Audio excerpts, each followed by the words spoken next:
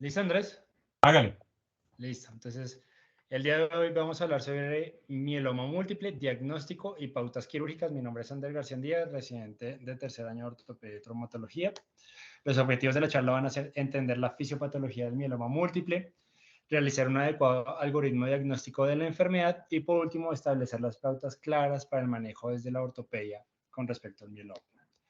A modo de introducción, la definición entonces es una patología maligna de origen hematológico que se caracteriza por la producción de unas células plasmáticas monoclonal en la médula ósea y que va a tener una repercusión de forma sistémica en el organismo del paciente, teniendo como principal hallazgo la lesión en riñón, corazón y adicionalmente en hueso. Todo esto se va a dar tanto por la expresión de estas células plasmáticas como la producción de esas antígenos que la misma produce, que se conocen como esas cadenas ligeras. Otras características principales van a ser que tiene un potencial de crecimiento totalmente descontrolado, la lesión ósea que se produce por la aparición de cadenas ligeras y su acumulación tanto en riñón como posteriormente también vemos en corazón. Y por último, la hipercalcemia, que es un efecto secundario de esa lesión ósea del plasmocito. La epidemiología, entonces la edad promedio de aparición de esta enfermedad es a los 69 años, causa más o menos unas 100.000 muertes anuales a nivel mundial y su incidencia tiene una variable dependiendo de la edad. En los adultos jóvenes, digamos, o hacia los 54 años va a ser una incidencia de 8 puntos por cada 100.000 y ya en los adultos mayores, entrados en años, van a tener una incidencia de unos 50 por cada 100.000 a los 80 años. Con respecto a la fisiopatología, entonces, vamos a tener que, este es como un pequeño esquema que realicé para que fuera de forma fácil entender cómo se produce la enfermedad, y es que tenemos unas células progenitoras de los linfocitos B. Estos van a producir a los linfocitos B, y como vemos a la izquierda de la presentación, vemos que estos linfocitos B se exponen a un antígeno. Ellos producen una respuesta humoral, que son conocidos como los anticuerpos. Y digamos que esto es lo que se entendería como la normalidad del actuar de los linfocitos. Por otro lado, digamos que cuando hay un paciente que sufre el mieloma múltiple, lo que sucede es que estos linfocitos B van a tener una hipermutación de dos secuencias importantes, las de IgH y las de la IgL, que están en el marco del VDL. Esta hipermutación va a hacer que los linfocitos B se escapen, digamos, que al censo de la apoptosis, y adicionalmente que se escapan de la apoptosis van a tener una producción de anticuerpos sostenida. Esa producción de anticuerpos sostenida es lo que nos va a generar los síntomas extraóseos que encontraremos entonces en los pacientes, como será la nefrotoxicidad, la cardiotoxicidad. Y por otro lado, la producción de estos linfocitos B de forma descontrolada y su crecimiento también con el escape de la apoptosis va a producir esas lesiones óseas características. Y adicionalmente, ya les explicaré en la siguiente imagen por qué se producen las lesiones líticas en el hueso. Esta era también una imagen que resume lo mismo que vimos anteriormente, sino que pues esta está en inglés, pero es para que la tengamos también y tengamos en cuenta cómo sucede esa fisiopatología. Entonces vemos que hay unas células nativas B que son estimuladas por un antígeno. Estos se convierten en linfoblastos y por último son células B con una producción de IgM que son autorreguladas y posteriormente producción de anticuerpos proceden a una apoptosis. Pero por otro lado, como vemos en la imagen a la izquierda, lo que sucede es que estos tienen en los pacientes mayores, sucede una hipermutación que ya hablamos anteriormente, se convierten en plasmocitos y por consiguiente se convierten en células que se escapan de la apoptosis y producen, digamos que esa alteración tanto a nivel óseo como extraóseo. Y por otro lado, para poder entender entonces por qué esos plasmocitos tienen la característica de que en el hueso generan lesiones líticas, es porque ellos funcionan de dos maneras. el plasmocito tiene una vía de inhibición y estimulación. Su vía de inhibición va a ser dada entonces por todos los factores como los de necrosis tumoral, IgL, IL-11, las interleuquinas 6 y 11, que lo que van a producir es sobre el osteoblasto una inhibición de su actuar, y por otro lado van a generar una estimulación sobre el ligando RANK-L, generando una activación tanto de los osteoclastos como una diferenciación aumentada de los monocitos para que estos posteriormente se conviertan en osteoclastos y activen su función, que es la de, digamos que, el proceso de resorción ósea del mismo. Adicionalmente, la acumulación de estas células también va a generar las lesiones características en el hueso. Entonces, a modo de clínica, digamos que estos son los síntomas que se ven principalmente en los pacientes. Los que vemos a mano izquierda son los más comunes y digamos que los que se ven a mano derecha son menos comunes, pero que también están presentes en los pacientes. Entonces, ¿qué es lo que vamos a ver clásicamente en estos pacientes? Vamos a ver que presentan anemia hasta un 73% de los pacientes, las lesiones líticas óseas que están entre un 79 y 80%.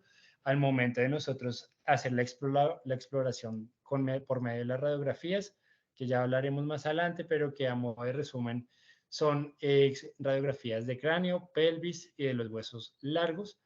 Va a existir una creatinina elevada por todo el proceso de la enfermedad de modo extraóseo, sobre todo por la acumulación de lo que vienen siendo las cadenas ligeras capa de la producción de los anticuerpos descontrolados por parte de los plasmocitos. Y por otro lado, lo que se ve es la hipercalcemia, que es ese aumento del calcio a nivel circulatorio dado por el fenómeno de resorción que hace el plasmocito, activando los osteoclastos a nivel local en el hueso. Esto también es lo que se conoce como el CRAP, que es una sigla o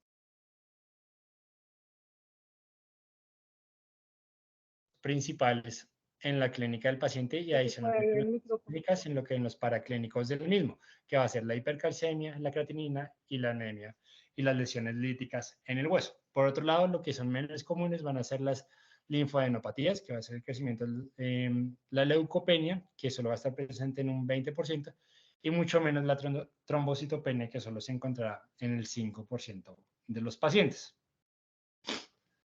Más o menos un 3% de los pacientes van a tener alguna expresión de la enfermedad de forma extraósea, que va a ser en algún modo en el sistema nervioso central, afectando las meninges o en algunos casos más particulares los pares craneales, y otros presentarán alteraciones de toda la línea sanguínea, que serán entonces la leucemia plasmática, que se conoce como que un escape de esos plasmocitos que se encuentran generalmente en la médula ósea, escapan hacia la circulación periférica y teniendo valores mayores al 20% se habla entonces de la misma, de una leucemia plasmática.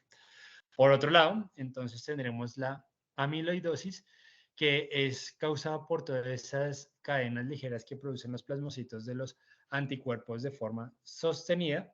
Lo que hacen es que se acumulan entonces a nivel del riñón entre los nefrocitos, generando un efecto tóxico sobre el mismo y generando la lesión renal y lo que mediríamos entonces con la creatinina. Y por otro lado, perdón, tendremos el efecto cardiotóxico, que también estas cadenas ligeras se van a ir acumulando entre los cardiocitos, generando un ambiente tóxico y la muerte de los mismos. Ahí lo que vemos entre paréntesis el rojo Congo es una característica sobre todo histológica que veremos en los cortes, y es que cuando se aplica esta tinción se van a marcar las cadenas ligeras y será mucho más fácil poder hacer el diagnóstico de estos pacientes. Entonces, la siguiente pregunta es, ¿cómo hacemos el diagnóstico de estos pacientes?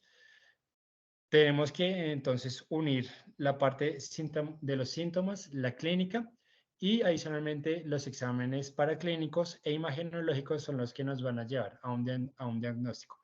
Digamos que todo esto va a ser encaminado para que posteriormente, al realizar la biopsia de médula ósea, podamos tener una confirmación de la patología, pero digamos que tan solo con una clínica y un adecuado estudio paraclínico encontraremos casi que el diagnóstico definitivo en estos pacientes. Entonces, ¿cómo se hace el diagnóstico? Lo que necesitamos es reunir la parte de los síntomas, que se verán entonces la astenia, la dinamia, el dolor óseo, la anemia y los signos y síntomas de una falla renal. Los paraclínicos, entonces, recordemos el CRAP, va a haber hipercalcemia, disminución de la hemoglobina, aparición entonces de elevación de la creatinina y de las lesiones óseas. Por otro lado, entonces, ¿cómo hacemos esa aproximación? Un cuadro hemático, el uso de un estudio del calcio a nivel sérico, una electroforesis con inmunofijación y los estudios de la creatinina. Por último, encontraríamos la beta-2 microalbúmina, albúmina y la lactato deshidrogenasa, que no solo nos ayudan a acercarnos al diagnóstico, sino como vamos a ver más adelante, también nos van a permitir hacer la clasificación y estadificación de estos pacientes. Por otro lado, el uso de las imágenes, antiguamente lo que se hacía era un set de huesos largos en los pacientes, adicionalmente una radiografía de pelvis y una de cráneo, pero digamos que con el advenimiento de las nuevas tecnologías y las imágenes, y que estas son mucho más comunes, lo que se ha establecido en algunos protocolos es el uso entonces de tags totales corporales en algunos casos o incluso el uso de resonancias magnéticas. Y por último, también lo que se ha venido viendo y que ha demostrado mayor evidencia con respecto a las radiografías es el uso combinado tanto de los tags como asociarlo con un PET para poder hacer un mejor diagnóstico y encontrar esas lesiones que se conocen como lesiones calientes en los pacientes. Entonces, si se han encontrado los signos y síntomas, sumado eso a las imágenes características que veremos en las set de radiografías o del TAC, lo que haremos es una detección por medio de la electroforesis y por último, lo que vamos a llegar a hacer es una aspiración de la médula ósea para hacer una confirmación definitiva de una mielopatía, del mieloma múltiple. Entonces, con respecto al diagnóstico, digamos que el mieloma múltiple no es una única entidad, sino que adicionalmente es una entidad que tiene un espectro variado. Ese espectro está desde lo más simple, que se conoce como una gamapatía monoclonal de significado incierto, que más o menos representa el 3 al 5% de la población mayor de 65 años. Y digamos que un 18% de esta población a los 20 años se va a malignizar. El siguiente estadio de la enfermedad se conoce como el mieloma múltiple quiescente, que representa más o menos un 10% de la población. Y estos pacientes lo que van a tener es como un mieloma múltiple like, sin cumplir todos los criterios, pero que requiere un seguimiento estricto de paraclínicos e imágenes de seguimiento, porque a comparación de la gamapatía monoclonal, el 10% se va a malignizar en el primer año de presentar la enfermedad. Por consiguiente, son pacientes que están en mayor riesgo de desarrollar la misma y de tener un desenlace fatal. Y por último, lo que conocemos como el mieloma múltiple se confirma entonces con la biopsia de la médula ósea, que lo que encontraremos será una morfología de plasmocitos, que es como lo que vemos en la imagen inferior de la izquierda, que son positivos para un marcador importante que es el CD138. Y adicionalmente, con la nueva tecnología del FISH, lo que se hace también es confirmar la misma. ¿Y cómo es ese diagnóstico? Entonces, si se encuentran más de 10% de plasmocitos en la médula ósea y adicionalmente tenemos algunos de los criterios CRAP, que ya lo hablamos anteriormente, que son hipercalcemia, lesiones líticas en hueso, anemia o elevación de la creatinina, podemos hacer un diagnóstico fehaciente en estos pacientes. Aquí les traje entonces la tabla, no es para que la leamos en este momento, pero para que sí la tengamos presente en un futuro, es la diferenciación y cómo es el espectro de toda esta enfermedad del mieloma múltiple, que no es únicamente entonces una única entidad, sino que adicionalmente tiene tiene entonces esa patología monoclonal, el mieloma quiescente y por último el mieloma múltiple. Entonces, la clasificación que les había hablado anteriormente de esos estudios adicionales que uno le pide a estos pacientes, entonces la clasificación lo divide en 3 estadios. La primera, que es la que tiene una mayor tasa de sobrevida a los 5 años, como vemos al lado derecho del 82%. Y por último, digamos que en el otro extremo, los clasificados como estadio 3, que tienen una sobrevida a los 5 años del únicamente 40%. Y el estadio 2, digamos que es un estadio intermedio entre los dos y que la tasa de sobrevida es de solo el 62% a los 5 años. Entonces, para irnos acercando a la parte que más nos interesa a nosotros como ortopedistas, esa es cómo se hace el estudio de las imágenes y qué encontramos en las mismas. Encontramos primero que las lesiones líticas son casi que un sinónimo en algunos casos de algunas fracturas patológicas. Recordemos en esa primera charla que tuvimos con el doctor Vargas sobre cómo hacer el acercamiento a los pacientes y los estudios, tanto con radiografías y TACs.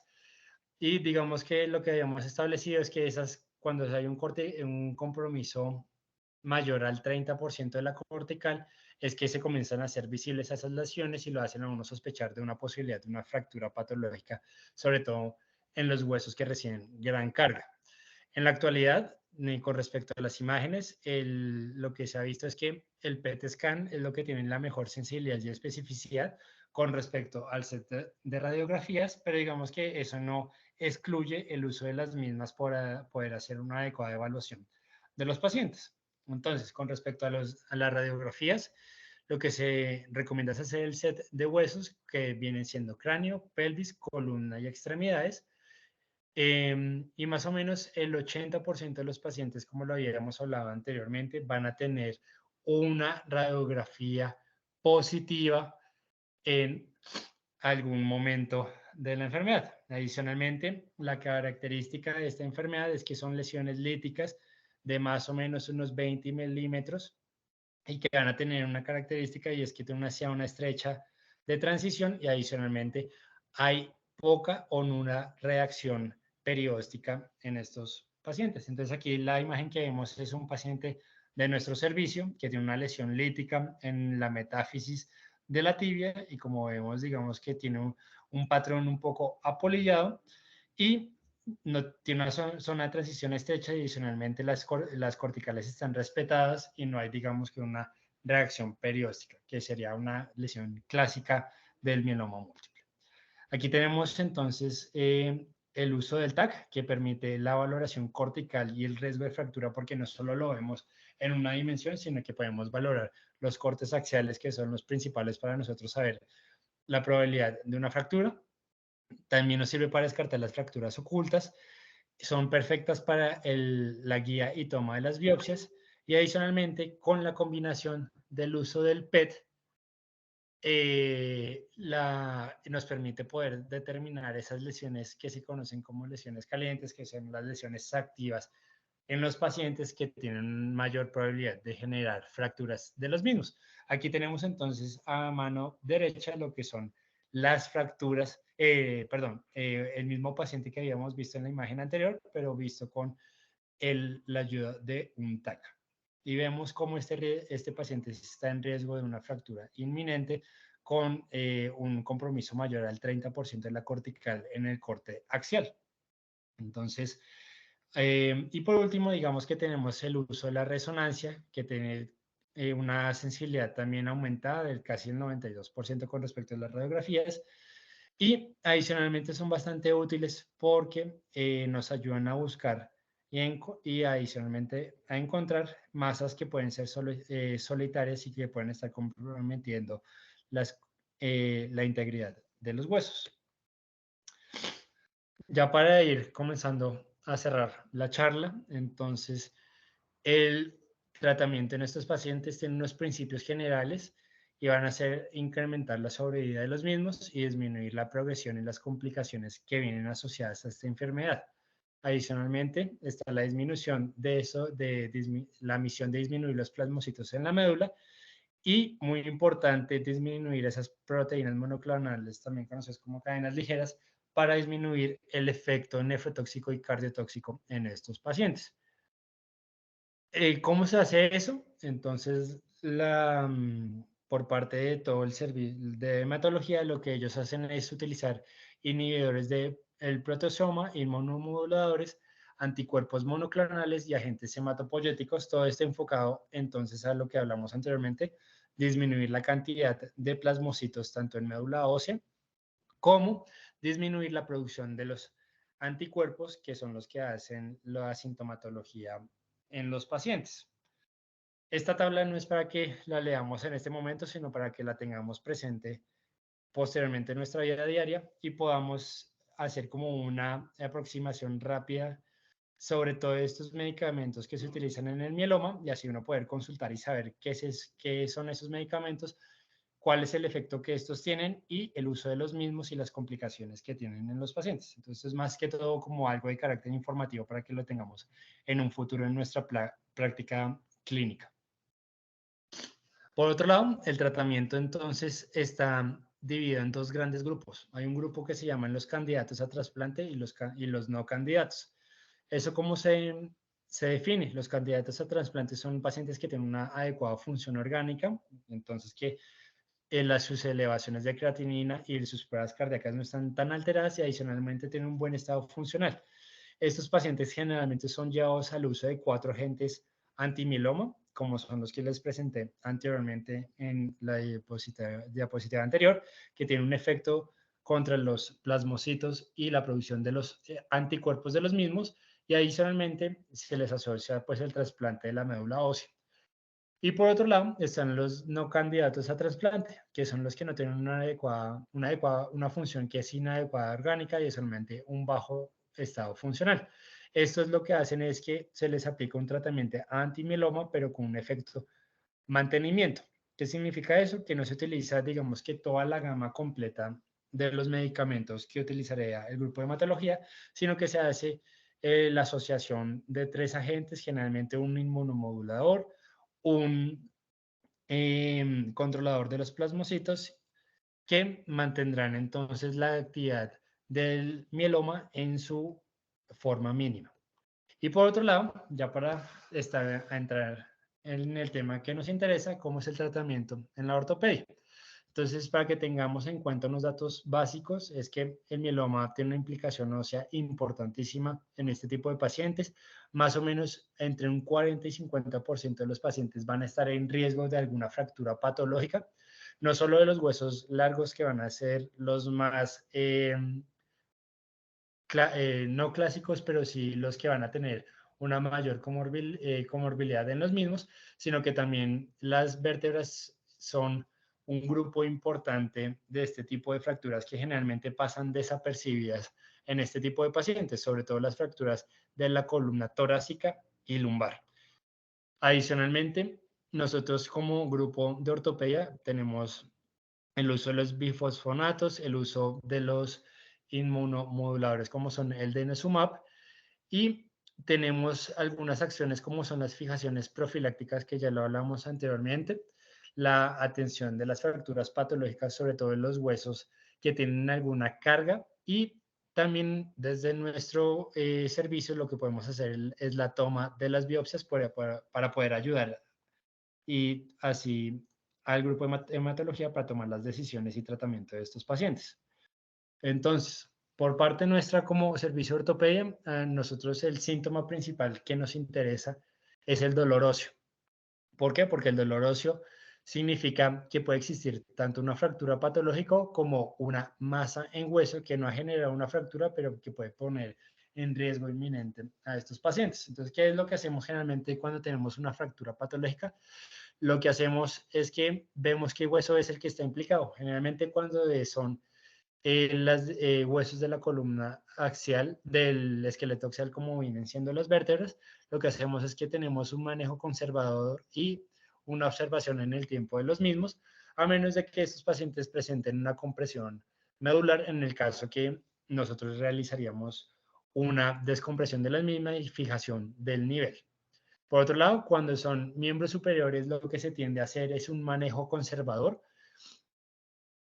sobre todo si son fracturas, digamos que estables.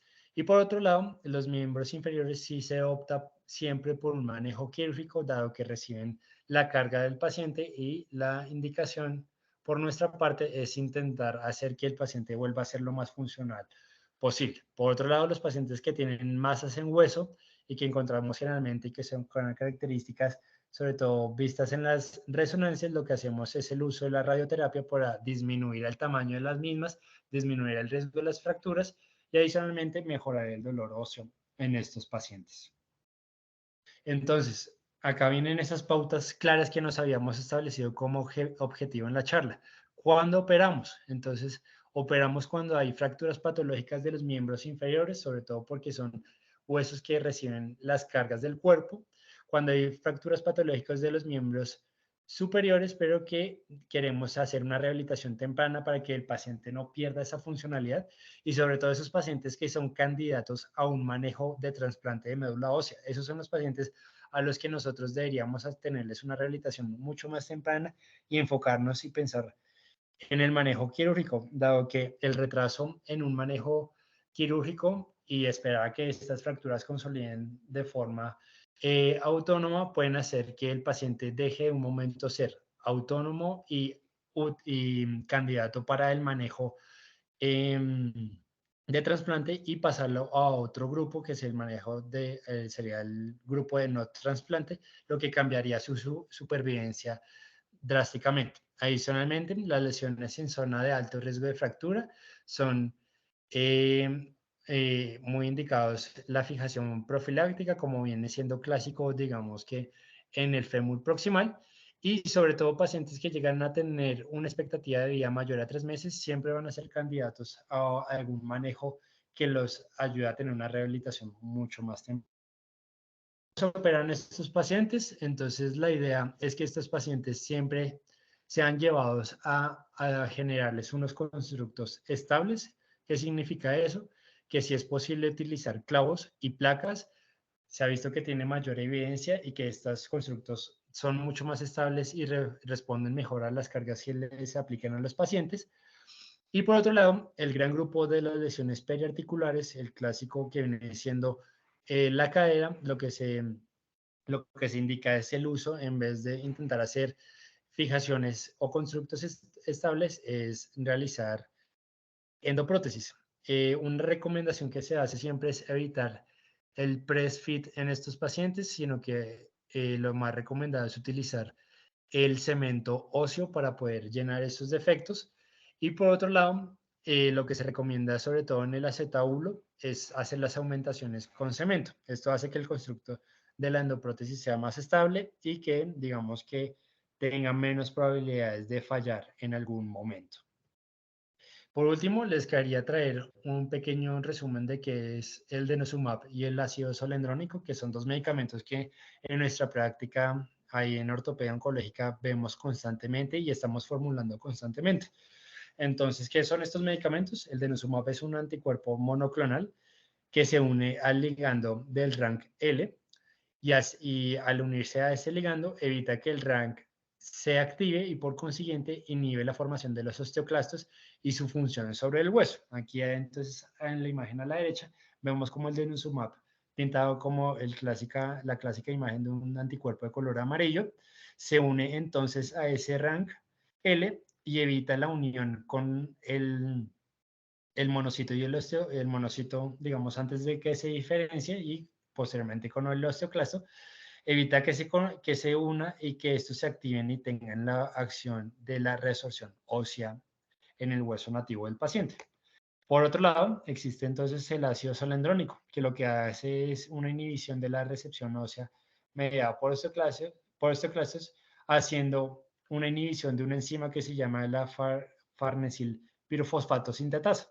Al hacer esa unión, lo que hace es que disminuye la resorción ósea en el hueso y adicionalmente tiene unos efectos pleiotrópicos como conocemos, que es que disminuyen la habilidad del mielocito para hacer metástasis, la viabilidad del mismo, evita la disminución y la adhesión de los plasmocitos, la migración y aumenta la apoptosis de las células cancerosas y adicionalmente disminuye la angiogénesis causada por cáncer. Entonces, digamos que el medicamento del ácido solendrónico no solo tiene un efecto local sobre el osteoclasto disminuyendo la resorción ósea, sino que también tiene un efecto sistémico sobre las células de los plasmocitos, disminuyendo su habilidad metastásica y aumentando su apoptosis, lo que digamos que mejora el pronóstico en estos pacientes.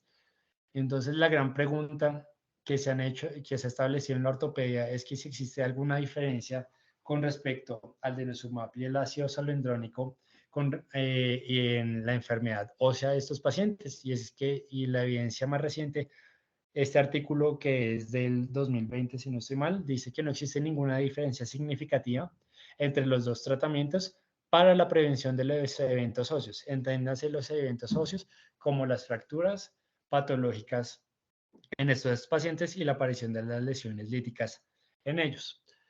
Entonces, para que tengamos muy en cuenta, y es que tanto el denosumab como el ácido solendrónico son dos terapias que nos pueden utilizar, que podemos utilizar de forma segura en estos pacientes y que disminuyen entonces los eventos óseos. Entonces, a modo de conclusiones, el mieloma múltiple es una patología con una gran carga sobre el sistema esquelético. El realizar un diagnóstico secuencial y oportuno disminuye la mortalidad y morbilidad en los pacientes. Y por último, las condiciones clínicas y la ubicación de las lesiones óseas son la pieza clave para definir el manejo quirúrgico en estos pacientes. Por último, les traía este pequeño caso del servicio de ortopedia del cancerológico, que es un paciente masculino de 64 años con un antecedente de un mieloma múltiple en manejo con quimioterapia, que en el día 30 había sufrido una caída desde una escalera de 2 metros de altura y sufrió trauma en múltiples extremidades, teniendo fracturas entonces bilateral de fémures, como vemos en las imágenes. Entonces, si observan esas fracturas y adicionalmente, si se dan cuenta, tiene ese patrón apolillado del hueso, característico en estos pacientes con mieloma múltiple. Adicionalmente, el paciente tenía otra lesión en cadera y tiene una fractura del miembro superior izquierdo y digamos que el derecho no tenía ninguna fractura, pero sí podemos ver un gran compromiso óseo de la enfermedad del mieloma.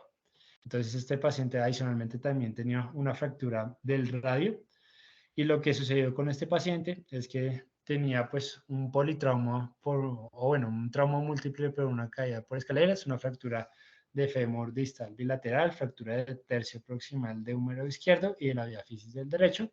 La propuesta con este paciente, teniendo en cuenta que el paciente no tenía gran movilidad del foco, ni de la fractura del radio, ni del húmero, se decidió hacerlo de manera conservadora y por otro lado, como hablamos anteriormente, los miembros inferiores sí fueron candidatos para una osteosíntesis de fémur de forma bilateral.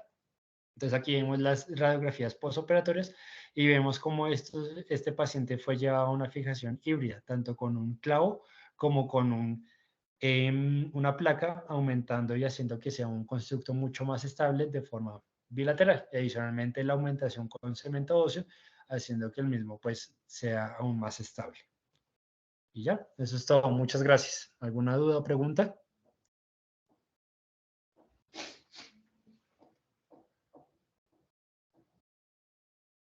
Sí, yo una pregunta, o sea que las prótesis articulares en estos pacientes no tienen tanta evidencia como las prótesis.